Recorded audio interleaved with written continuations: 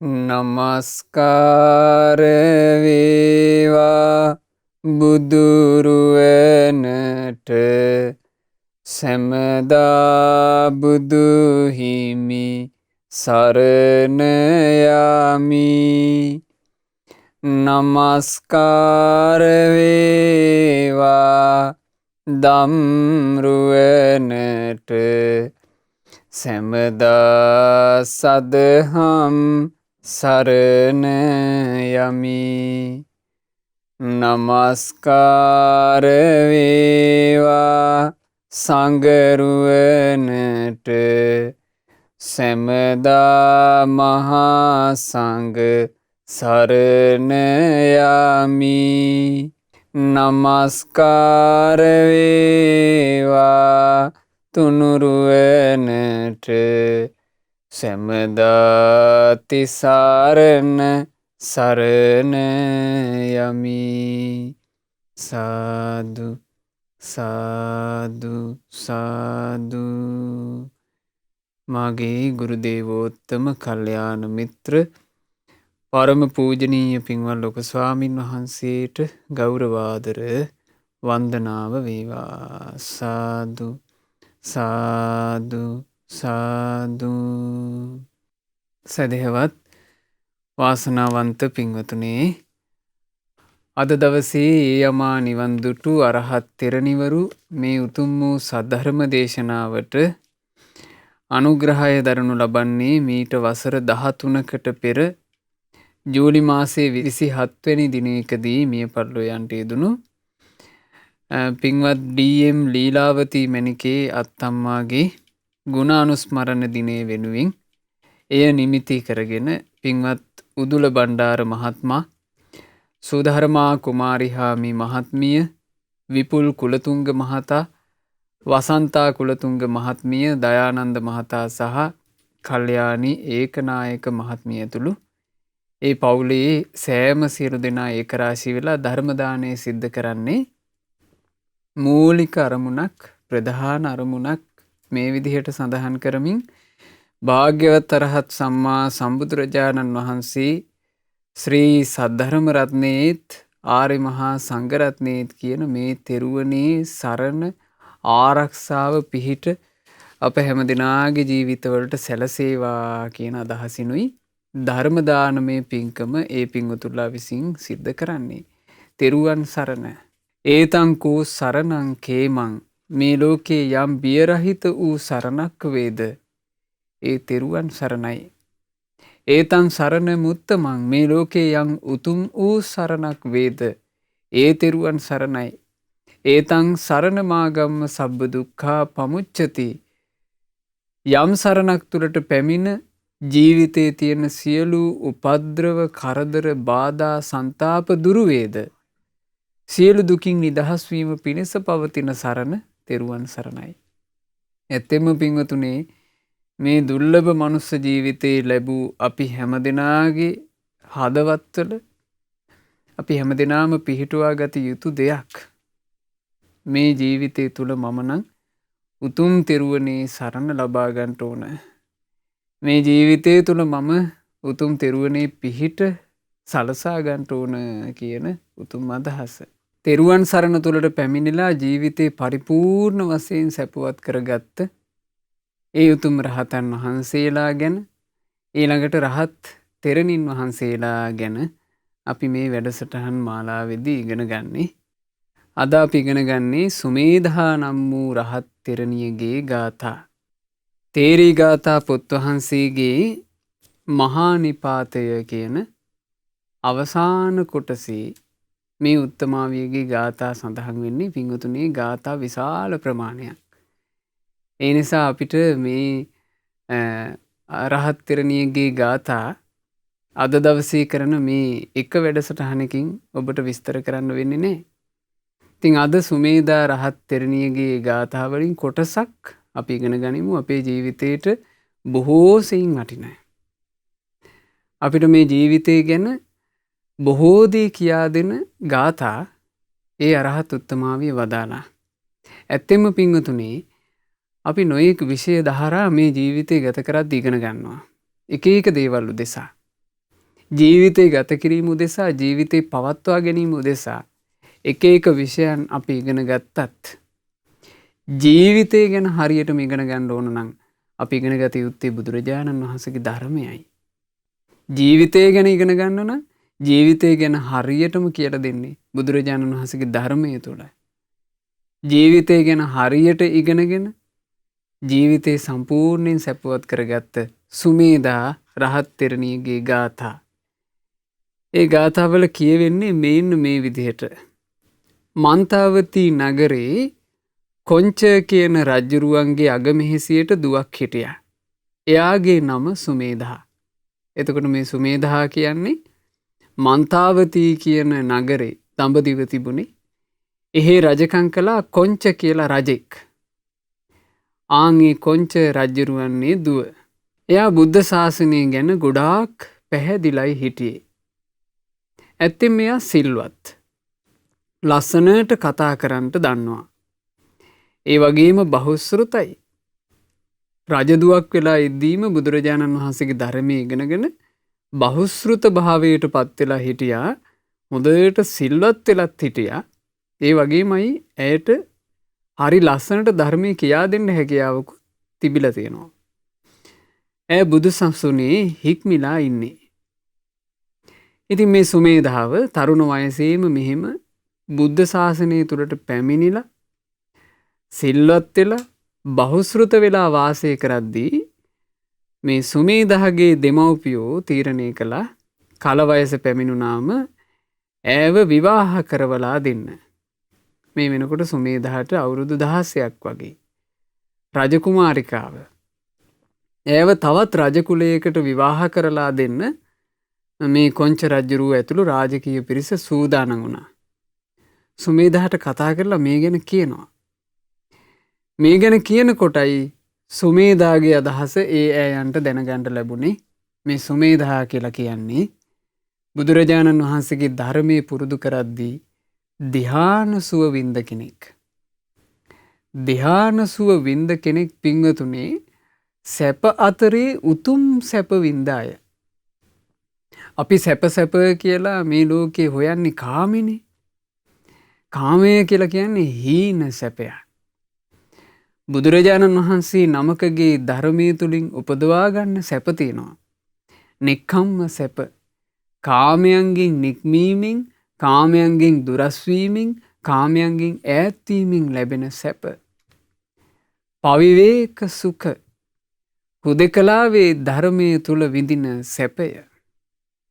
උපසම සුඛ. කෙලෙස් සංසිඳවලා ලබන සැපය. දැන් ධ්‍යානයක උපදවා ගන්නකොට නීවරණ සංසිඳවනවා. කාමච්ඡන්ද, ව්‍යාපාද, තීන මිද්ද, උද්ධච්ච කුක්කුච්ච, විචිකිච්ඡා මේවා සංසිඳවන්න එපා ධ්‍යාන උපදන්න. එතකොට මේ අකුසල් සංසිඳුනාම තියෙන සැපය. ඒකට කියනවා උපසම සැප. ඊළඟට සම්බෝධ සුඛ. ජීවිතය ගැන හරියට තේරුම් ගනිද්දී ඇති වෙන සැප.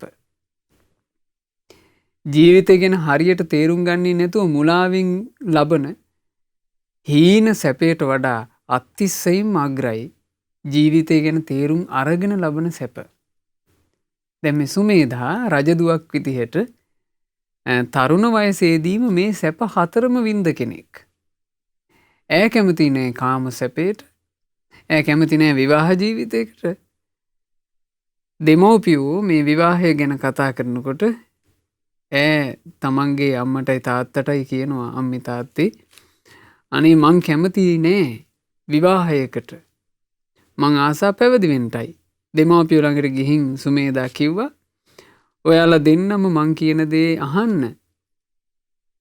නිබ්බානාබී රතහං අම්මේ තාත්තේ මං කැමති නිවනටයි. අසස්සතං භවගතං යදිපි දිබ්බං දෙව්ලොව ඉපදුනත් ඒ භවය ස්ථීර එකක් නෙමෙයි. කිමංග පන තුච්ඡා කාමා මේ මිනිස් ලෝකේ කාම සම්පත් ගැන කතා කරන්න දෙයක් නෑ. ඒවා තුච්චයි.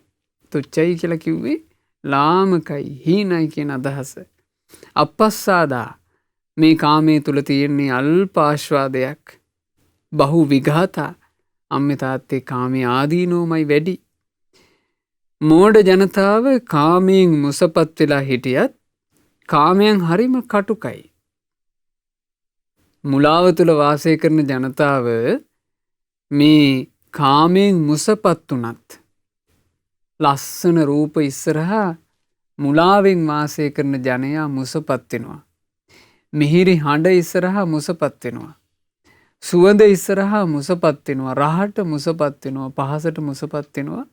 ඒ මුසපත් වුණාට මොකද? ඈ කියනවා මේ කාමයන් හරීම කටුකයි. භයානක සර්ප විස වගේ. සර්පයා දෂ්ට කරන තැන චූටි. සර්ප දෂ්ටයක් සිද්ධ වුණාම දත් පාරවල් දෙකයි වදින්නේ. ඒ වුණාට ඒ විසට පුළුවන් මුළු ජීවිතේම වනසන්න. අර දත් පාරවල් දෙකින් චූටි සිදුරු දෙකකින් ශරීරයට දාන විසට පුළුවන් මුළු ජීවිතේම වනසන්න. කාමෙත් ඒ වගේ. එක රූපයකට පුළුවන් ජීවිතේම වනසන්න. එක හඬකට පුළුවන් ජීවිතේම වනසන්න. එක රසකට පුළුවන් ජීවිතේම වනසන්න. එක පහසකට පුළුවන් ජීවිතේම වනසන්න. හරි භයානකයි. මෝඩ ජනතාව කාමයන් පස්සේ ගිහින් අන්තිමේදී නිරයේ වැටිලා අනන්ත දුක් විඳිනවා. බලන්න රජසැප විඳපු රජදුවක් බුදුරජාණන් වහන්සේගේ ධර්මය ගැන කොච්චර බහුශෘත වෙලාද? සෝචන්ති පාප කම්මා විනිපාතේ පාප බුද්ධිනෝ සදාකායේන වාචාය මනසාච අසංවුතා.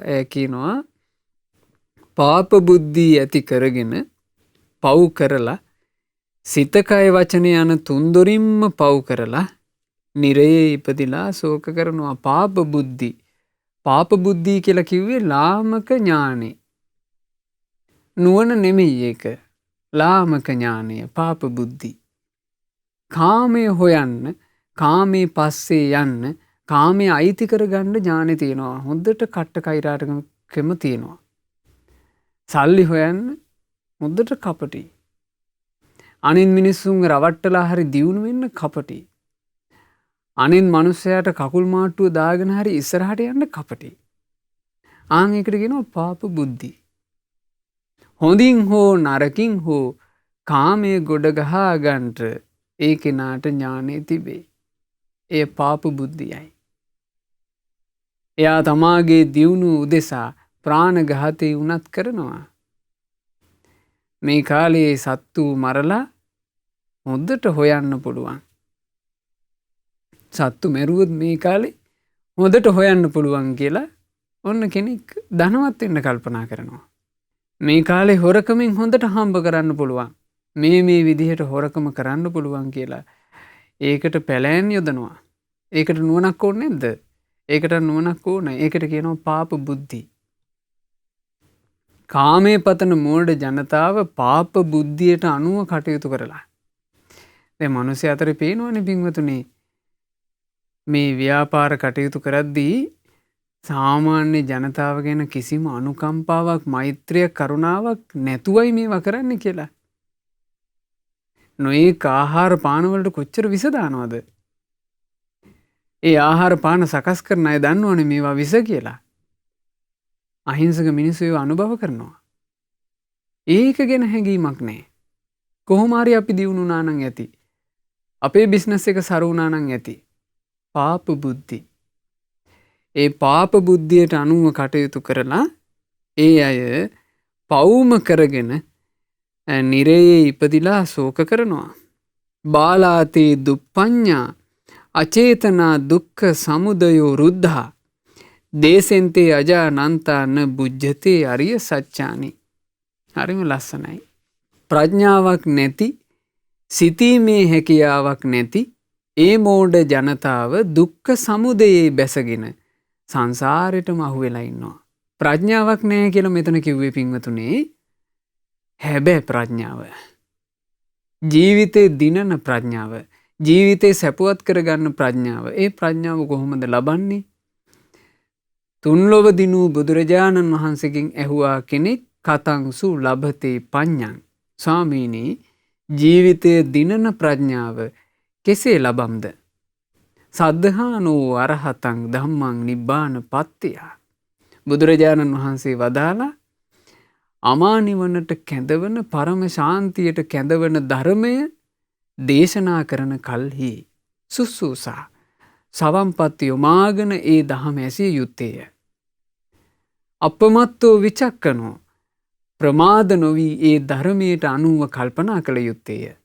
ලබතේ පඤ්ඤං එතකොට ප්‍රඥාව ලැබෙයි. ආන්ගේ ප්‍රඥාව ලබාගත්තේ නැති උදවිය. ඊළඟට සිතීමේ හැකියාවක් නැති උදවිය. තමන්ගේ චින්තන ශක්තිය හරියට පාවිච්චි කරන්න හැකියාවක් නැති අය. අනේ මේ මිනිස්සයාට අනුකම්පා කළ යුතුයි කියලා හිතාගන්න බැරි අය. ලෝකේ දිහා බලලා කල්පනා කරන්න දක්ෂකම නැති අය. අපි හැමදාම ඉන්නේ නෑ කියලා තේරුම් ගන්න දක්ෂකම නැති අය. එයාට සිතීමේ හැකියාව නෑ. ප්‍රඥාවකුත් නැති සිතීමේ හැකියාවකුත් නැති මෝඩ ජනතාව අහු වෙනවා කියනවා දුක්ඛ සමුදයට. දුක්ඛ සමුදය කියලා කිව්වේ මොකද්ද පින්වතුනි? තෘෂ්ණාව. තෘෂ්ණාවට අහු වෙනවා. තණ්හාවට 16 වෙලා. තණ්හාවට 16 වුණාට පස්සේ ස්වාමියා තමයි තණ්හාව. ඇහෙන් රූප බලන්ට ආසා හිතෙනකොට තණ්හාව කියන ස්වාමියා කියනවා ආන් රූපයක් හරි අගෙයි බලාපන් කියනවා. එතකොට 16 16ගේ ස්වභාවය කොහොමද? ස්වාමි දාස සම්බන්ධය කොහොමද? ස්වාමියා එහෙම නැත්තම් හාම්පුතා කියනවා අහවල් දේ කරපන්. එතකොට 16 එහෙයි කියලා එක කරනවා. අහවල් තැනට ඵලයන් 16 එහෙයි කියලා එතික් කියනවා. ආන් ඒ වගේ තමයි තණ්හාවට 16 බවට පත් උනේ. ඇහෙන් රූප බලාපන් කියලා කියනකොට එහෙයි කියලා ඕන එකක් බලනවා. ආන් හරි අගේ ඇති හඬක් අහපන් කියනවා. එහෙයි කියලා අහනවා. හරි ෂෝක් කෑමක් රහ බලාපන්. එහෙයි කියලා රහ බලනවා. ඉතින් මේ තමයි තණ්හාවට 16 වීම. දුක්ඛ සමුදය මුලට ගැනීම. ආර්ය සත්‍ය ධර්මයක් දේශනා කරලා තිබෙද්දී ඔවුන් ඒවා තේරුම් ගන්නේ නැහැ. අවබෝධ කරගන්නේ නැහැ. අම්මේ ශ්‍රේෂ්ඨ වූ බුදු සමිඳුන් දේශනා කොට වදාළ චතුරාර්ය සත්‍ය නොදන්නා ජනතාවමයි වැඩියෙන් ඉන්නේ. ඔවුන් ගොඩාක් කැමති දෙව්ලොවක ආයමත් උපදින්නයි. චතුරාර්ය සත්‍ය ධර්මයේ ගැන නොදන්නා උදවිය. මේ ජීවිතේ දුකක්, දුකට හේතුවක්, දුක නිරුද්ධ කිරීම නම් වූ අමෘත නිවනක්, ඒ නිවන කරා යන්ට යහපත් වූ ප්‍රතිපදාවක් කාර්යෂ්ටාංගික මාර්ගයේ තියෙනවා කියලා නොදන්න අය මේ ජීවිතේ ලොකුම දේ කියලා සලකන්නේ මොකද්ද? සුගති උපත. මේ ජීවිතේ තුල අපිට කරගන්න තියෙන ලොකුම දේ තමයි දෙව්ලොවකට යාම. දැන් අනිත් බාහිර දර්ශන බලන්න. බුදුරජාණන් වහන්සේගේ දර්ශනින් පරිබාහිර බොහෝ ආගම් වල තියෙන්නේ. මේකේ හොඳට ඉඳපන්, මේකේ හොඳට ඉදියොත් එහෙම උඹට යන්න පුළුවන් දෙවියන් වහන්සේ ළඟට, ਸਰව බලධාරී කෙනෙක් ළඟට, අසවල් නම් ඇති දෙවියා ළඟට. එහි ගිහිල්ලා ස්වර්ගයේ ස්ථිරසාර වෙන්න පුළුවන්. ඉතින් මේකට තමයි චතුරාර්ය සත්‍ය නොදන්නා ජනතාව ගොඩාක් ආස කරන්නේ. භවයට අයිති හැම දෙයක්ම අනිත්‍යයි. ඉතින් දිව්‍ය ලෝකවල උපතත් අනිත්‍යමයි. නමුත් අඥාන ජනතාව ආයෙමත් උපදින්ට කිසිම බයක් නැහනේ. අඥාන තැනැත්තා යලි යලිත් සසරේ උපදින්ට කිසි බයක් නැහැ කියනවා. ඒ කිසි බයක් නැති නිසා ඔහේ මේ ජීවිතය ගත කරනවා. පින්වතුනි, බුදු කෙනෙකුගේ සද්ධර්මයක් හමු වෙච්ච ජීවිතේ අපි ධර්මයේ තුලමයි ඉන්න මහන්සි ගන්න ඕන. ඒ ධර්මයේ තුල වාසය කිරීම අපට හැම කල්හි ප්‍රඥාව උපදවනවා.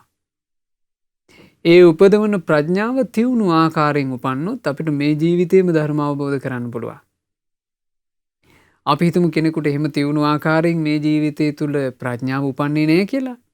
ධර්මයේ හැසිරුණොත් ඒ කෙනාට රැකවරණයක් තියෙනවා. යලිත් ධර්මයේ හැසිරෙන්න පුළුවන් අවකාශයක් එයාට ලැබෙනවා. ධර්මයට ආසා කිරීමේ විපාක. ධර්මයේ හැසිරීමේ විපාක ධර්මයේ අහිමි වෙන්නේ. ආන් ඒ නිසා සතර අපායකින් යුක්ත මේ ලෝකේ දෙව් මිනිස් ලෝකවල ඉපදීමත් දුකසේමයි ලැබිය යුත්තේ. සතර අපායකින් යුක්ත ලෝකයක්. මේ සාංසාරික ගමනේ සතර අපාය මහගෙදර කරගන්නවා. මහගෙදර කියලා කිව්වේ වැඩිපුරම ඉන්න තැන. සංසාර ගමනේ යන සත්වයා සතර අපාය මූලික කරගෙන යන්නේ ඊටාම කලාතුරකින් දෙවියන් අතරේ මිනිසුන් අතරේ කියන සුගතියේ උපදින්නේ. හැම තිස්සෙම මේ සතර අපායේ ඉපදී යන ගමනේ කලාතුරකින් සුගතියකට ඇවිල්ලා බුදු කෙනෙකුගේ සද්ධර්මයක් අහන්න ලැබෙනවා කියන එකේ දුර්ලභකම සුමේධාව රජගෙදරදීම දැනගෙන හිටියා. ඈ කියනවා අපායේ නිරේ ඉපදුණු කෙනෙකුට එහෙදී මේ වගේ උතුම් පැවිද්දක් නැහැ. තමන්ගේ පැවිද්දට තියෙන ආසාව කියන්නේ. සතර අපායේ උපන්නොත් එහෙම මෙහෙම උතුම් පැවිද්දක් නැහැ. ඉතින් ඔයාලා දෙන්නාම මට අවසර දෙන්න. දස බල ඇති බුදු සමිඳුන්ගේ සසුනේ මහාන වෙන්න. මේ ඉපදෙන මැරෙන සංසාරේ නැති කරන්ට මං ගොඩාක් මහන්සි ගන්නම්. මේ ශරීරය කියන්නේ අසාර දෙයක්.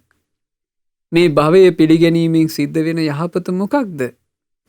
භව තෘෂ්ණාව නිරුද්ධ කිරීමටමයි මං මහාන වෙන්නේ. ඉතින් ඒකට මට අවසර දෙන්න. ඔහොමයි සුමේධා අම්මගෙන් තාත්තගෙන් පැවිද්දට අවසර පැතුවේ. අනේ මට පැවිදි වෙන්න අවසර දෙන්න මේ සුමේධා කියලා කියන්නේ පින්වතුනි හරි ලස්සන රාජකුමාරිකාවක්.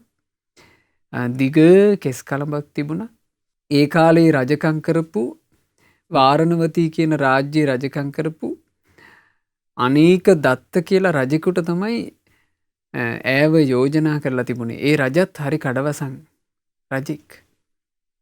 ඉතින් සුමේධාවගේ රූප ශෝභාවට ඔහු කැමති වුණා. එහෙම සුමේධාව තමයි මේ ධර්මයේ තුලින් බලලා ජීවිතය ගැන කියන්නේ. මේ ශරීරය කියන්නේ අසාර දෙයක්. බලන්න ධර්මයේ තුලින් හටගන්න පරිණතකම නැත්තම් අවුරුදු 16ක ගෑනු දරුවෝ කියලා කියන්නේ. මේ ශරීරයේ සරසා ඉන්ටනි ආස හැමතිස්සෙම කණ්ණාඩියක් ළඟට වෙලා. නමුත් සුමේධා එහෙම අපරිණත නැහැ. බොළඳ නැහැ. ඒ පරිණතයි. ඒ ජීවිතය ගැන ගොඩාක් දේ බුදුරජාණන් වහන්සේගේ ධර්මයේ තුලින් දැනගෙන හිටියා. දෙමාපියන්ට කියනවා දැන් මේ තියෙන්නේ බුද්ධෝත්පාද කාලයක්. ධර්මය අවබෝධ කරගන්න බැරි අවස්ථාවන්ගෙන් මං මිදිලා ඉන්නේ. උතුම් අවස්ථාවක් උදා වෙලා තියෙන්නේ. ධර්මය අවබෝධ කරගන්න බැරි අවස්ථා සාංසාරික ගමනේ වැඩිම එහෙම අවස්ථා. බුදුරජාණන් වහන්සේ අක්ඛන සූත්‍ර දේශනාවේදී වදාලා මේ ලෝකයට ලෞතුරා භාග්‍යවත් අරහත් සම්මා සම්බුදුරජාණන් වහන්සේ නමක් පහළ වී සසර දුකින් නිදහස් වෙන සද්ධර්ම දේශනා කළත් ඒ ධර්මය අවබෝධ කරන්න තියෙන අවස්ථා අහිමි වීමයි වැඩි.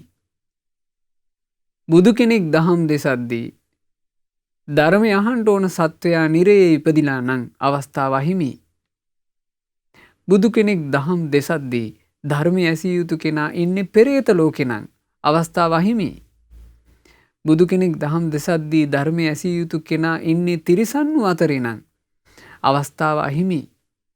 බුදු කෙනෙක් දහම් දේශනා කල්ලි ධර්මයේ ඇසිය යුතු කෙනා අසඤ්ඤ තලයේ ඉපදිනා නම් අවස්ථාව අහිමි. බුදු කෙනෙක් දහම් දේශන කාලෙක ධර්මයේ ඇසිය යුතු කෙනා මනුස්ස ලෝකෙම ඉපදිලා ඉන්නව මන්ද බුද්ධිකයි. ඒ කෙනාට කිසි අර්ථයක් තේරුම් ගන්න බෑ. එයාටත් අවස්ථාව අහිමි. බුදු කෙනෙක් සද්ධර්ම දේශනා කරනකොට පින්වතුනි එයා මේ මනුස්ස ලෝකේ උපදිනවා ප්‍රත්‍යන්ත ජනපදයක බුදුබණ ඇහෙන්නේ. බුදුරජාණන් වහන්සේ නොවඩින ශ්‍රාවක සංඝ රුවන නොවඩින පැත්තක එයා උපදිනවා අවස්ථාව අහිමි. බුදුරජාණන් වහන්සේ නමක් සද්ධර්මයේ දේශනා කරනවා. ඒ ධර්මයේ දේශනා කරන කාලේ ධර්මයේ ඇසිය යුතු කෙනා නියත මිත්‍යා දෘෂ්ටිකයෙක් වෙලා දැඩි මතධාරියෙක් වෙලා මනුස්ස ලෝකෙ ඉපදිලා ඉන්නවා. අවස්ථාව අහිමි. බලන්න මේක සෙල්ලමක්ද කියලා. බුදුරජාණන් වහන්සේ නමක් පහළ වුණත් බුද්ධෝත්පාද කාලයක වුණත් අවස්ථාව අහිමි වීමමයි වැඩි. බුද්ධෝත්පාද කාලත් ලෝකයේ අතිශයින් දුර්ලභයි. බුදුරජාණන් වහන්සේ දේශනා කළා අක්කන සූත්‍රයේ අවසාන අහිමිවීම. මහණෙනි, ධර්මය අවබෝධ කරන්නට තරම් මුහුකුරා ගිය ප්‍රඥාවක් ඇති මහා ඥානවන්තයෙක් ඉපදිලා ඉන්නවා. ඒ ඥානවන්තයා මනුස්ස ලෝකේ උපන්නත් දහම් දෙසන්ට බුදු කෙනෙක් නැත. අවස්ථාව අහිමි. ඒ නිසා පින්වතුනි, බුදු බණ පදයක් සවම්පතට ඇහෙනකොට ඒ බණ පදේ තේරෙන මනුස්ස ජීවිතයක් ලබනවා කියලා කියන්නේ ඒක ඇත්තෙන්ම ෂණයක්. ඒක ඇත්තෙන්ම ෂණ සම්පත්තියක්. දීර්ඝ සංසාර ගමනත් එක්ක බලනකොට මේක සුළු මොහොතක්. සුමේධාව ඒකේ වටිනාකම දැනගෙන හිටියා. ඈ කියනවා මේ උතුම් අවස්ථාවක් උදා වෙලා තියෙන්නේ. සිල්වත් බවත් බ්‍රහ්මචාරී ජීවිතයත් දිවි තිබෙන තුරාම මං ආරක්ෂා කරගන්නම්. මට පැවිදි වෙන්න අවසර දෙන්න. ඉතින් සුමේධා ඔහොම පැවිද්දට අවසර ඉල්ලුවා. සුමේධා මව්පියන්ට මේ කාරණෙත් කියා හිටියා. ඉතින් මට මහාන වෙන්න අවසර දෙන්නේ නැත්තම් අම්මේ තාත්තේ මං කෑම කන්නෙත් නෑ. මං මැරිලා යනවා. මට ඕනේ නෑ කිව්වා මේ කාම ජීවිතේ. මං කෑම බීම නොකා මං මැරිලා යනවා කිව්වා මට මහාන වෙන්න අවසර දෙන්නේ නැත්තම්.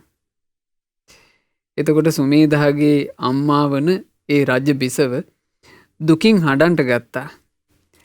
සුමේධාගේ තාත්තා කොංච මහ රජුරුව කඳුළු පිරුණු මුහුණින් යුක්තව සුමේධාට ගිහි ජීවිතය ගැන කැමැත්ත ඇති කරන්නට ගොඩාක් මහන්සි ගත්තා.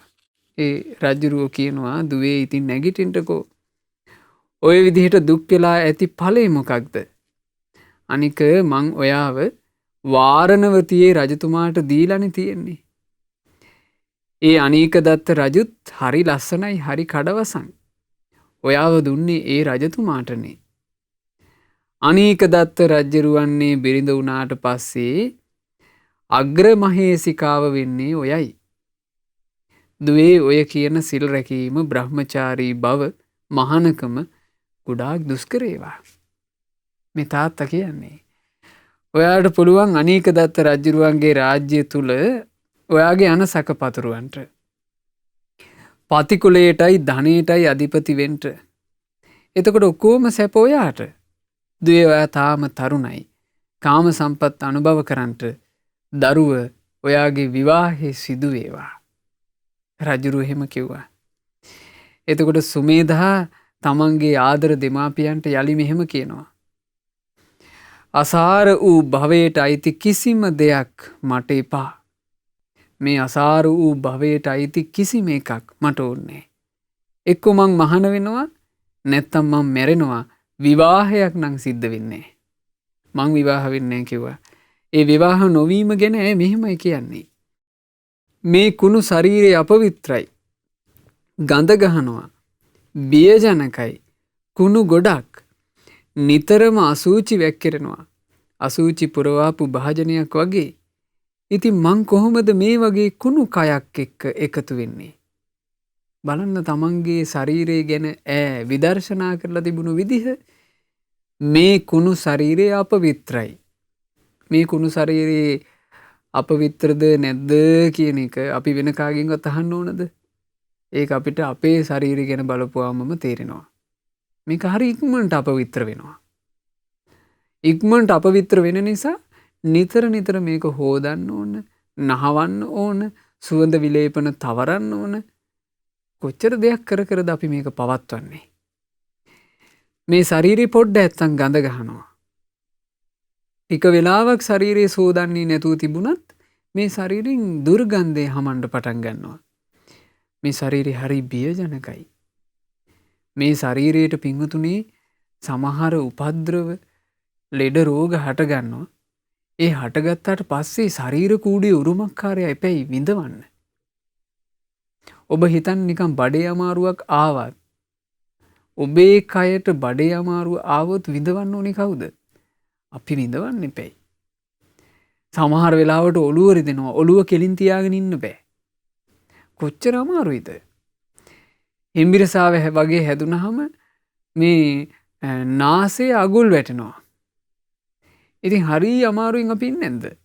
මේ පුංචි දෙයකදීත් මෙහෙම විඳවනවා නම් භයානක ලෙඩ රෝගේ හැදුනහම මේ සිරුර භයජනක නැද්ද? කොච්චර භයජනකයිද? ඇතැන් වෙලාවට පිංගුතුනේ ශරීර අභ්‍යන්තරේ මේ පිළිකා වගේ දරුණු රෝග හට ගන්නවා. උහුල ගන්න බැරි වේදනා එනවා. එතකොටයි තේරෙන්නේ මේ කුණු ශරීරයේ කොච්චර භයජනකද කියලා. නිතරම අසුචි වැක්කිරෙනවා. මේ ශරීරයෙන් එළියට යමක් වැක්කිරෙනවා නම් ඒ සියල්ල අසුචියක්. සුවඳවත් වූ පිරිසිදු කිසිවක් මේ ශරීරයෙන් පිටට එන්නේ. ඇස් වලින් ගලන්නෙත් කබ ආදී අසුචි. කන් වලින් එළියට පැමිණෙන්නෙත් කනකාරළු ආදී අසුචි. කටකින් එළියට පැමිණෙන්නෙත් අසුචි. නාසයෙන් එළියට පැමිණෙන්නෙත් අසුචි. මේ සිරුරේ රෝම කූපයක් ගානේ එළියට එන්නේ අසුචි. හැම තැනකින්ම කොච්චර සත්‍යයක්ද ඈ කියන්නේ. හරියට මේක අසුචි පුරවාපු භාජනයක් වගේ මෙහෙම කයක් මාත් තියාගෙන තවත් මේ જાතිය එකක් එක්ක මං කොහොමද එකතු වෙන්නේ? මස්ලේ තැවරුණු මේ ශරීරේ මට අතිශයින්ම පිළිකුල්. මම මේ ශරීරය අවබෝධ කරගෙනයි ඉන්නේ. ඒක තමයි මෙතන වැදගත්. මේ ශරීරය ගැන ඈට තිබුණේ දැනුමක් නෙමෙයි. දැන් අපි මේ දහම් පදේ කියනකොට ගොඩාක් දිනක් කලබල වෙනවා. අයියෝ බුදුරජාණන් වහන්සේගේ ධර්මයේ තුල තියෙන ඍණාත්මක දේවල්නේ. මේවා කල්පනා කරොත් එහෙම තරුණ ජීවිතේ වෙනසෙනවානේ කියන. ඒ අවබෝධයක් නැති නිසා. අහන්න ලැබිච්ච ගමන් ඒකින්ද තමයි ඇවිස්සලා යන්නේ. අපේ මේ වාද තියෙන්නේ කියලා. අවබෝධය කියලා කියන්නේ පින්වතුනි අහලා මතක තියාගන්න එකට එහා ගියප එක. අවබෝධය කියන එක රුචිකත්වයේ මත තියෙන එකක් නෙමෙයි. සද්ධා, රුචි, අනුස්සව, ආකාර පරිවිතක්ක, දිට්ඨි නිජ්ජානක්ඛත්ති කියන මේ පහම ඉක්මවා ගියපු තැන අවබෝධය. අවබෝධය කියන එක මේ බණ පදයක් අදහා ගැනීමෙන් නවතින්නේ. එයට ආසා කිරීමෙන් රුචිකත්වයෙන් නවතින්නේ. එය මේක මෙහෙමනේ කියලා කල්පනා කිරීම මාත්‍රයෙන් නවතින්නේ. ඒ සම්බන්ධයෙන් දෘෂ්ටියකට බැස ගැනීමෙන් ජීවිතය කියන්නේ මෙහෙම එකක් තමයි කියලා ඒ සම්බන්ධයෙන් දෘෂ්ටියකට බැස ගැනීමකිනුත් අවබෝධය කියන එක කෙලවර වෙන්නේ. අවබෝධය කියලා කියන්නේ තමා තුළ පිහිටි එකක්. ඒක ඥානයක්. ඒක තමන්ගේ අභ්‍යන්තරේ ප්‍රඥාවක් විදිහට පිහිටනවා. ප්‍රඥාවක් විදිහට පිහිටියාට පස්සේ ඒ ප්‍රඥාවට අපි කියනවා ඉන්ද්‍රිය කියලා. ඉන්ද්‍රිය කියන එක ගැන තේරුම් ගත යුත්තේ මෙහෙමයි. ඇහැ කියලා ඉන්ද්‍රියක් අපිට පිහිටලා තියෙනවා. මේ ඇහැ කියන ඉන්ද්‍රිය පිහිටියාට පස්සේ අපි ඇහැට කියන්න ඕනේ රූප බලපං කියලා. ඇහැ රූප බලනවා.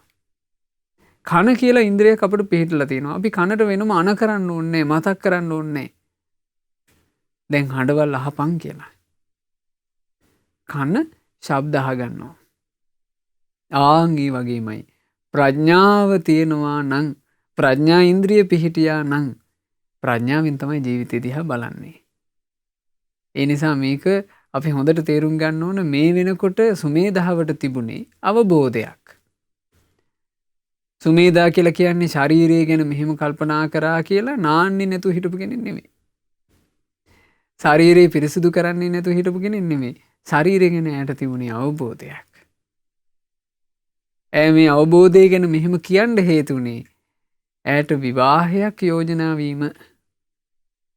විවාහ වෙන්න කැමති නෑ. මොකද ඈ තුල දැන් අවබෝධයක් තියෙනවා මේ ශරීරය ගැන. විවාහයට වඩා අතිශයින්ම ආසයි සුන්දර පැවිද්දට. මං මේ ශරීරය අවබෝධ කරගෙන ඉන්නේ. පණුවන්ට වාස භූමියක්, ගිජු ලිහිණියන්ට ආහාරයක්. ඉතින් මේ ශරීරේ කාට නම් පාවා දෙන්නද? ටික කාලෙකින් විඥානේ පහ වෙලා ගියාට පස්සේ නෑදෑයෝ මේ කය පිළිකුල් කරනවා. අපි මලාට පස්සේ මැරිච්ච අපේ ශරීරේ ඥාතීන් පිළිකුල් කරනවා. ඊට පස්සේ ඥාතීන්ට ඕන දවසක් 2 3 ඇතුළත ඉක්මනට මේක පුච්චලා දාන්න. එහෙම නැත්නම් මේක පස්සයට වලල්ලා දාන්න. තියාගන්නේ ගෙදර. මැරුණාට පස්සේ ගෙදර තියාගන්නේ. ඉක්මනින් ඥාතියෝ ටික ඒ මෘත ශරීරයේ කළ යුතු අවසන් කටයුතු සිද්ධ කරනවා. දර කෑල්ලක් විසි කරනවා වගේ සොහොන්ට ගිහිල්ලා දානවා. දැන් දඹදිව තිබුණේ ක්‍රමේනේ. සොහොනට ගිහිල්ලා දානවා. ඊට පස්සේ බලු සිවලුන්ට මේ ශරීරය ගොදුරු වෙලා යනවා. සොහොනට ගිහින් ශරීරය දාලා ඇවිත් දෙමාපියන් කරන්නේ ඒක පිළිකුල් කරලා වතුර නාන එක. හැම දිනාටම පොදු මේ තත්ත්වය ගැන කතා කරන්න දෙයක් නෑ. මේ රජවරු කියලා කතා නෑ කියනවා සුමේධා. රජවරුන්ගේ රජදුවක් මැරුණත් ඒ රජවරු කරන්නේ ඈ වෙනුවෙන් අඬලා දොඩලා ඇගේ අවසන් කටයුතු සිද්ධ කරලා ඇවිල්ලා වතුර නානවා පිරිසිදු වෙනවා. අපේ දුවනේ කියලා රාජ මන්දිරයේ මෘත ශරීරය තියාගන්නේ. ඒක තමයි කියනවා හැමෝටම පොදු ධර්මතාවය. ඇටනහරින් බැඳිලා තියෙන්නේ. කෙල කඳුළු මල මූත්‍රා පිරීලා තියෙන්නේ. ඒ වුණාට මෝඩ ජනතාව මේ ශරීරයට හරි ආසයි. මේ ගැන නුවණක් නැති මේ ගැන ප්‍රඥාවක් නැති මිනිස්සයා මේ ශරීරයට හරි ආස කරනවා. මේ ශරීරය වෙන් කරලා ඇතුලේ තියෙන දේවල් ඉවසන්ට බැරිව පිළිකුල් කරනවා. මේ මෘත ශරීරේ කැපුවාට පස්සේ මේ ශරීරේ කොටස් කරාට පස්සේ පිංගුතුනේ ඒ කොටස් කරපු ශරීර අභ්‍යන්තර කොටස් දකිද්දී පිළිකුලක්මයි හටගන්නේ. ප්‍රිය භාවයක් උපදින්නේ. හැබැයි මේවාම තමයි අපි මේ තියාගෙන ඉන්නේ. ශරීරයක් කපලා තියනවා දැක්කොත් මේ ශරීරය මිය පරලෝ ගියාට පස්සේ ඇතැම් ශරීර මරණ පරීක්ෂණ ආදීදී කොටස් කරනවනේ. ඒ කොටස් කරන එකක් කෙනෙකුට දකින්න ලැබුණොත් පිළිකුලක්මයි හටගන්නේ. ඊළඟට බලන්න මේ ශරීරයෙන්ම යමක් එළියට එනවා නම් ඒ එළියට එන හැම දෙයක්ම අපි පිළිකුල් කරනවානේ. අපේ ශරීරයෙන් එළියට එන දේම අපි පිළිකුල් කරනවා. පිළිකුල් කරන දේවල් එහෙම පිළිකුල් කර කර තියාගෙනත් මෝඩ ජනතාව මේ ශරීරෙටම කියනවා ආස කරන්නේ. ස්කන්ධ ධාතු ආයතන යන මේවා හේතුන් නිසා හටගත් බවත් ඉපදීමෙන් ඇති වුණ දුකක් බවත් මම අවබෝධ කරගෙන ඉන්නේ. සුමේධා කියනවා මේ සියල්ල හේතුන්ගෙන් හටගත්ත දේවල් ඒ හේතු නැතිවීමෙන් නැති වී යන බවත් මේ ඉපදීම කියන්නේ දුකක් කියලත් ඇයට අවබෝධයක් තියෙනවා. ඒ විදිහට නුවණින් විමසන මං කොහොමද විවාහයකට කැමති වෙන්නේ? ඈ දෙමාපියන්ට කියනවා මෙහෙම ජීවිතය ගැන නුවණින් දකිද්දී අම්මේ තාත්තේ මං කොහොමනම් විවාහයකට කැමති වෙන්නද? මං ජීවිතය ගැන මෙහෙම නුවණින් දකින්නේ. මේ ජීවිතය කියලා කියන්නේ ස්කන්ධ රූප වේදනා සංඥා සංස්කාර විඥාන කියන පංච උපාදානස්කන්ධයක් මේ ජීවිතය කියලා ඈ විදර්ශනා කරනවා. මේ ජීවිතය කියලා කියන්නේ ධාතු 6ක පැවැත්මක් කියලා ඈ විදර්ශනා කරනවා. මේ ජීවිතය සම්බන්ධයෙන් විදර්ශනා කරන්න තියෙන එක ක්‍රමයක් නේ ධාතු 6ක පැවැත්මක්.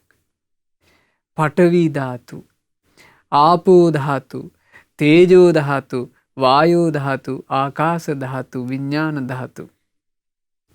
මේ වගේ පැවැත්මක් තමයි ජීවිතේ. ජීවිතය ගැන එක ක්‍රමයකට හිමත් බැලුවකි.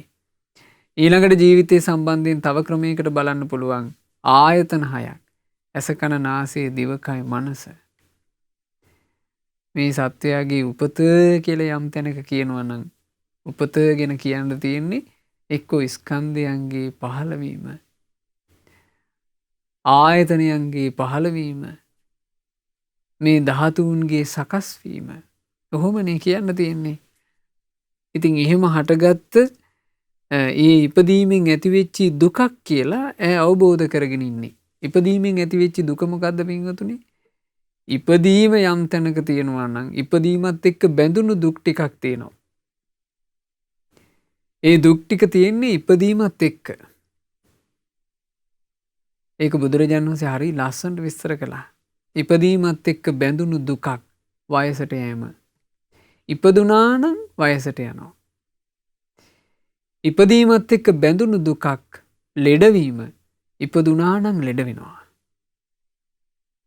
නාන ප්‍රකාර ලෙඩ, නම් දන්නේ නැති ලෙඩ, ශරීරයේ එක එක තැන්වලට හැදෙන ලෙඩ, උහුලන්ට අමාරු ලෙඩ, මේ හැම එකක්ම ඉපදුනා නම් හටගන්නවා. ඉපදුනේ නැත්තම් ලෙඩ නැත. ඉපදුනා නම් තියෙන ප්‍රශ්නයක් මරණේ. උපන්න කෙනා මරණයට පත් වෙනවා. ඉපදුනාම තියෙන ප්‍රශ්නයක් ප්‍රියයන්ගෙන් වෙන්වීම. ඉපදුණු කෙනාට පිංගුතුනේ ප්‍රිය දේවල් හට ගන්නවා. ප්‍රිය දේවල් හටගත්තාට පස්සේ ප්‍රශ්නයක් හට ගන්නවා ප්‍රියයන්ගෙන් වෙන්වීම. අප්‍රිය දේ සමග එක්වීම. උපන්නාට පස්සේ තියෙන ප්‍රශ්නයක් ශෝක වැළපීම් දුක් දුම්නස් සුසුම් හිලීම් මේ ඔක්කොම උපතත් එක්ක. මේ ඉපදීම කියන්නේ දුකක් කියලා, ඉපදීමෙන් හටගත්ත මහා දුක් ගොන්නක් තියෙනවා කියලා සුමේධාව අවබෝධ කරගත්ත. ඉතින් එහෙව් මම කොහොමද විවාහයකට කැමති වෙන්නේ බලන්න කියනවා තව ධර්මයක්. දවස ගානේ යකඩ පොළු පහරවල් 300ක් කාලා අවුරුදු 100ක් තිස්සේ ඒ විදිහට පොළු පහරවල් කාලා ඉවර වුණාම මේ සංසාර දුක ගෙවිලා යනවා නම් මට ඒකත් උතුම්. සසර දුකින් නිදහස් වීම ගැන ඈ හිතපු විදිහ. දවස ගානේ යකඩ පොළු පහරවල් 300ක් කාලා. දවසකට කෙනෙකුට යකඩ පොළු පාරවල් 300කින් ගහනවා. එහෙම ගගහා එහෙම ගුටි කකා අවුරුදු 100ක් තිස්සේ ඒ විදිහට පොළු පහරවල් කාලා ඉවර වුණාම ඒ කෙනාගේ දුක අවසන් වෙලා යනවනේ. එතකොට අවුරුද්ද ඇතුලේ එයා දවසකට පොළු පහරවල් 300 ගානේ 365 දවසක් ගුටි කන්න එපයි. ඒ වගේ 100 ගුණයක් ගුටි කනවා. යකඩ පොළු වලින්. හැබැයි එසේ ගුටි කාලා අවසන් වෙනකොට සංසාර දුකින් නිදහස් වෙනවා නම් මට ඒකත් උතුම් කියනවා. එහෙනම් සුමේදාට හොඳ තේරුමක් තිබිලා තියෙනවා සසරේ කන ගුටි ගැන. බුදුරජාණන් වහන්සේ හරි ලස්සනට සත්‍ය සංයුක්තයේදී ඔය ධර්මයේ දේශනා කළේ.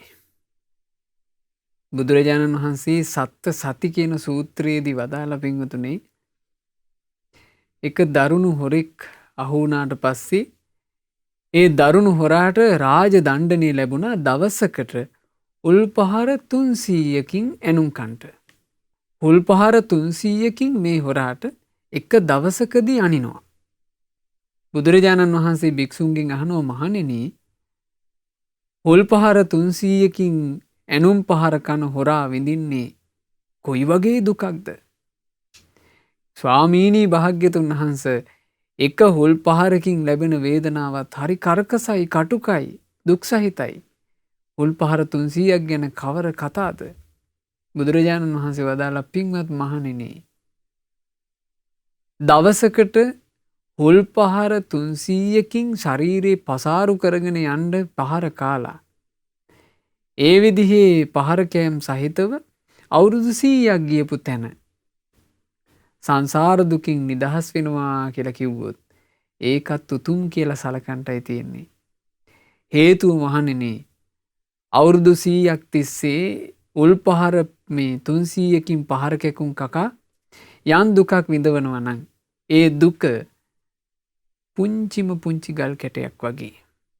සාංශාරික ගමනේ යන්න සිද්ධ වුණොත් විඳින්න තියෙන දුක හිමාල පර්වත රාජය වගේ. ඒකන පින්වතුනි සසරේ තියෙන භයානකකම. සාංශාරික ගමනක දිගින් දිගට යන්න සිද්ධ වුණොත් ඒකේ කොච්චර කටුක කරකස විපාක තියෙනවද? ඉතින් සුමේධාව කියනවා ශාස්ත්‍රුන් වහන්සේ ඕන් ওই විදිහටයි පෙන්නලා දීලා තියෙන්නේ. අම්මේ තාත්තේ ඒ උතුම් වචන දැනත් මේ ජරා මරණ වධය පිළිගත්තොත් ආයෙමත් ඉපදෙන්න සිදු වෙනකොට සංසාරේ දික් වෙන්නේ ඒගොල්ලන්ටමයි. මහා කරුණාවෙන් බුදුරජාණන් වහන්සේ මෙච්චර කියලා තියෙද්දිත් සංසාරේ දික් කරගන්න හිතනවා නම් ජරා මරණ වධෙම පිළිගන්නවා නම් කාමෙම පතනවා නම් සංසාර ගමනේ ගුටි කකා විඳවන්න වෙන්නේ ඒ ඈයන්ටම තමයි. දිව්‍ය ලෝකේ, මිනිස් ලෝකේ, තිරිසන් යෝනිය, අසුර නිකාය, പ്രേත ලෝකේ, නිරය කියන මේ කොහෙත් නිමක් නැති පීඩා තියෙන්නේ. කොතන උපන්නත් සැනසෙල්ලක් නැහැ. කොයි තැනක උපන්නත් උපතත් එක්ක බැඳිච්ච දුක් ගොන්න තියෙනවා නම් කෝ සැනසෙල්ලක්. ඉපදීමත් එක්කනම් වයසට යෑම, ලෙඩවීම, මරණය, ප්‍රිය විප්‍රයෝගය, අප්‍රිය සංප්‍රයෝගය, ශෝක වැළපීම්, දුක් දුම්නස කොහොම ටික තියෙන්නේ ඉපදීමත් එක්කනම්. ඕන තැනක උපන්නොත් ඔය ටික අපිට තියෙනවා. ඉතින් කෝ සැනසෙල්ලක්. නිරය තිරිසන් ලෝකේ වගේ අපායක වැටුණොත් ගොඩාක් දුක් විඳින්න සිද්ධ වෙනවා. දෙවියන් අතර උපන්නත් ලොකු ආරක්ෂාවක් නැහැ. ඒ නිසා මේ ලෝකේ නිවනට වඩා උතුම් වෙන සැපක් නැහැ. සුමේදා දෙමව්පියන්ට ඔහොම කිව්වා. නිවනට වඩා උතුම් වෙන සැපක් නැහැ. අවසානයේයි මෙහෙම කියනවා. අම්මේ තාත්තේ දස බල බුදු සමිඳුන්ගේ වචනය අනුව ගමන් කළොත්, ඉපදෙන මැරෙන සංසාරේ නැති කරන්න උත්සාහ කළොත් ඔවුන් නිවනටම පත් වෙනවා. බුදුරජාණන් වහන්සේගේ වචනයට අනුවම කෙනෙක් කටයුතු කළොත් මේ ඉපදින මැරෙන සංසාරයෙන් නිදහස් වෙන්න බුදුරජාණන් වහන්සේ දේශනා කරපු විදිහටම මහන්සි ගත්තොත් ආන් ඒ අය අවසානයේ නිවනටපත් වෙනවා. බුදුරජාණන් වහන්සේ තමයි පින්වතුනි මේ ලෝකයට නිවනටපත් වෙන හැටි කියලා දුන්නේ. නිවන දන් දීපු ශාස්ත්‍රුන් වහන්සේ, අපි සරණ ගියපු බුදුරජාණන් වහන්සේ.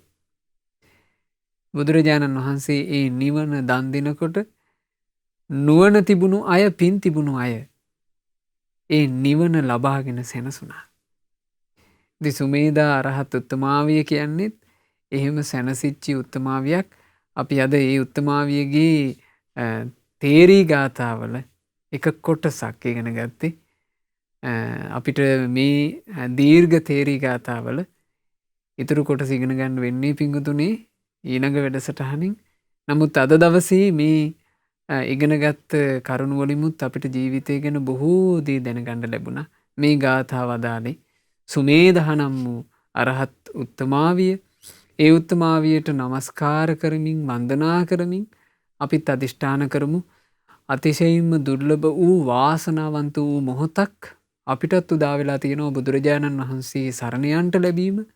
සම්බුද්ධ ශාසනය මුණ ගැහිච්ච මේ දුර්ලභ මනුස්ස ජීවිතේ චතුරාර්ය සත්‍ය අවබෝධයේ වටිනාකම තේරුම් අරගෙන අපටත් බුදු සසුනක මනාකොට පිම්පුරාගෙන මනාකොට දහම්මග දියුණු කරගෙන ඒ උතුම් රහතන් වහන්සේලා සැනසුණු, රහත් තෙරණින් වහන්සේලා සැනසුණු අමා නිවනේ සැනසෙන්ට වාසනාව ලැබෙත්වා. සාදු සාදු සාදු.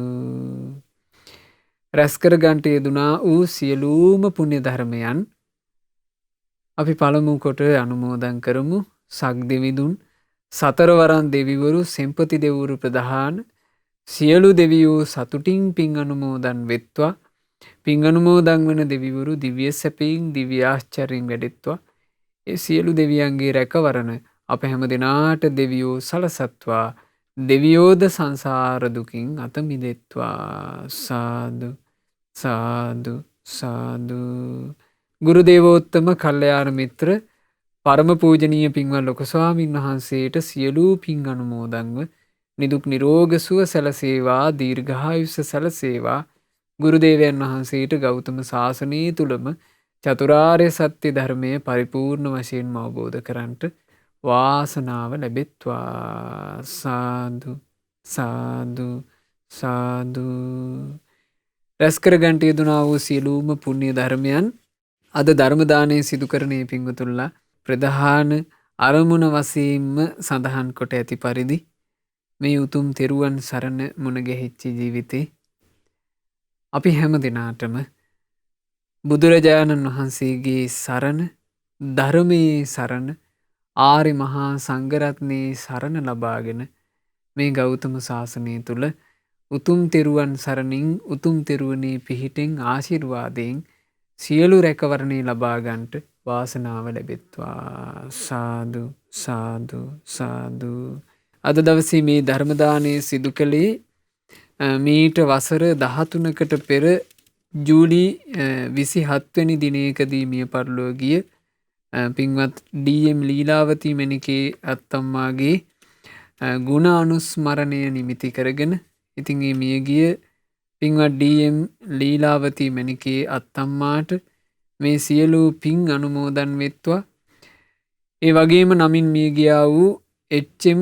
කිරිමුදියන්සේ කන්දේපොළ කිරියත්තාටත් ටී.එම්. රංමැණිකා අත්තම්මාටත් එම්.ඒ.බී. උක්කු බණ්ඩා කිරියත්තාට ප්‍රේමා කුලතුංග අත්තම්මාට ආර්.ආර්.ජී. කුලතුංග සීයාට බී.එස්. විතානගේ සීයාට ලලියන් ප්‍රනාන්දු අත්තම්මාට සහ ඒබ්‍රහම් සීයාට මේ සියලූම පින්පෙත් අනුමෝදන් වෙත්වා. දායකත්වයේ දරූ සෑම සියලු දෙනාගේ නමින් අනන්ත සසර පුරාවටම මිය පරලෝ ගිය සියලු ඥාතීන්ට පින් අනුමෝදන්ව ඥාතීන්ගේ පරලෝ ජීවිතයේ සැපයටම පත්වෙත්වා.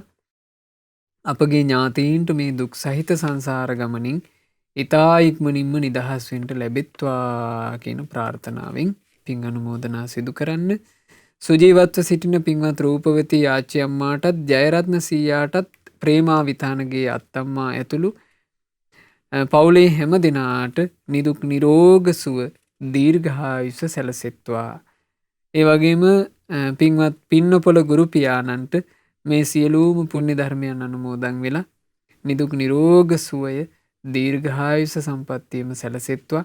ඒ වගේම අද ධර්ම දානය සිදු කරන ඒ පින්වත් උදුල බණ්ඩාර මහත්මයා ඇතුළු ඒ පින්වතුන්ලා බලාපොරොත්තු වෙනවා පින්වත් අස්සජී ස්වාමින් වහන්සේ ඇතුළු මහමෙවුනාව භාවනා සුපවාසී පින්වත් ස්වාමින් වහන්සේලා සියලු දෙනාට පින්පෙත් අනුමෝදනා කරන්න. ඉතින් පින්වත් ස්වාමින් වහන්සේලාටත් අනගාരികා මෑණියන් වහන්සේලාටත් පැවිදි අපේක්ෂාවෙන් සිටින පින්වත් හැම දෙනාටත් මේ සියලු පින් අනුමෝදන් වෙත්වා. අනුමෝදන්ව නිදුක් නිරෝග සුව දීර්ඝායුෂ සැලසෙත්වා. ගෞතම සාසනය තුල චතුරාර්ය සත්‍ය ධර්මය සුවසේම අවබෝධ කරන්ට වාසනාව ලැබෙත්වා. සාදු සාදු සාදු. ධර්ම දානය සිදු කරන පින්වත් උදුල බණ්ඩාර මහත්මයා, සුධර්මා කුමාරි හාමි මහත්මිය, විපුල් කුලතුංග මහතා, වසන්තා කුලතුංග මහත්මිය, දයානන්ද මහත්මයා සහ කල්යාණී ඒකනායක මහත්මිය ඇතුළු ඒ පවුලේ සෑම සියලු දෙනාට සියලු පින් අනුමෝදන්ව ධර්ම දානය සිදු කළ පින්වතුන්ලා කරන කියන රැකී රක්ෂා ආදිය දූදරු මුණුපුරු මිනිපිරියන්ගේ අධ්‍යාපන කටයුතු ආදිය මේ ආදී වූ සියල්ල ਸਰව ප්‍රකාරයෙන්ම සාර්ථක වෙත්වා. ජීවිතවලට සියලු යහපත සැලසෙත්වා. ශ්‍රද්ධා මාසික ධර්ම දාන සමාජික පින්වතුන්ලාටත් ශ්‍රද්ධාකාරී මණ්ඩලයේ සියලු දෙනාටත් සුපින්නත් ඔබ සෑම සියලු දෙනාටත් තෙරුවන් සරණින් සියලු දෙවියන්ගේ රැකවරණින් සුවසේ ධම්මග දියුණු කරගෙන මේ ගෞතම සාසනය තුල සුවසේම චතුරාර්ය සත්‍ය අවබෝධ කරන්න වාසනාව ලැබෙත්වා. හැම දිනාටම තෙරුවන් සරණයි. නමෝ බුද්ධාය.